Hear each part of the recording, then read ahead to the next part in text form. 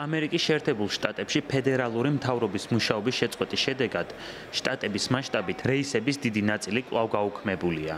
ავიაკომპანიებმა ასობით რეისის გაუქმება 7 ნოემბერს მას შემდეგ დაიწყეს, რაც ფედერალურმა საავიაციო ადმინისტრაციამ რეისების 10%-ით შემცირების ბრძანება გასცა. ამერიკაში ასობით რეისი გადაიდო და გაუქმდა. ხოლო მოგზაურებს სახლში დაბრუნების ალტერნატიული გზების მოძიება მოუწიათ. შინ მთელი დღე აეროპორტში გავატარე. არანაირი ანაზღაურება არ მოუწიათ. შესაბამისად, სასტუმროში ფულის გადახდა მომიწია. ღამე სასტუმროში დავრჩი და ახლა იმედია, შემდეგი რეისით სახლში დაბრუნდები. ეს სრული სიგიჟეა. ყველა ძალიან გაბრაზებულია.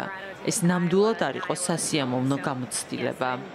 გუში ნიუ-იორკის აეროპორტიდან ლა-გვარდიაში დილის 5 საათზე უნდა გავფრენილიყავით, მაგრამ საღამოს 9 საათამდე გადაიდო. შემდეგ კი რეისი საერთოდ გააუქმეს და აქ გამოგზავნეს, რომ დენვერის გავლით აიოვაში ჩასასვლელად მარშრუტი შეგვეცვალა. სინამდვილეში ახლა სახლში დაბრუნებას ვცდილობთ, ამიტომ აიოვაში კოლორადოს გავლით მივდივართ. ამერიკის შეერთებული შტატების სენატმა მიიღო კანონპროექტი, რომლის შედეგად ამერიკის ფედერალურმა მთავრობამ მუშაობა უნდა აღადგინოს. თუმცა ამის მიუხედავად ქვეყანაში რეისები სრულად მაინც ვერ აღდგება. ტრანსპორტის მინისტრმა შონ დაფიმ განაცხადა, რომ ფრენების შემცირება მანამ არ შეწყდება, სანამ ფედერალური საავიაციო ადმინისტრაციის მიერ წარმოდგენილი უსაფრთხოების მაჩვენებლები არ გაუმჯობესდება.